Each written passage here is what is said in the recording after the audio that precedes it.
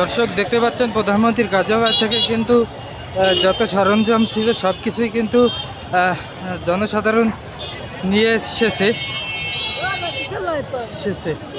সরাসরি। ঠিক আছে, দর্শক দেখতে পাচ্ছেন বিজয়ের পতাকা কিন্তু মানুষের হাতে হাতে কিন্তু এখন বিজয়ের পতাকা। ইতিমধ্যে কিন্তু মিষ্টি বিতরণ করা হয়েছে, অনেক জায়গায় কিন্তু মিষ্টি বিতরণ করেছে।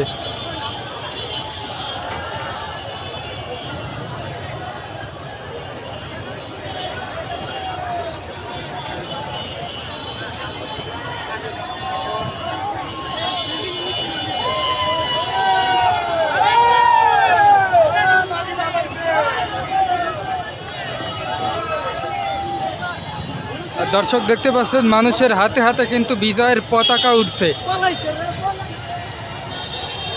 সবার মুখে কিন্তু একটাই কথা যে দেশ আবার স্বাধীন হয়েছে। সবার মুখে কিন্তু এই একটাই কথা, দেশ আবার স্বাধীন হয়েছে। বাংলার ইতিহাসে এমনটা হবে কখনোই কিন্তু ভাবিনি।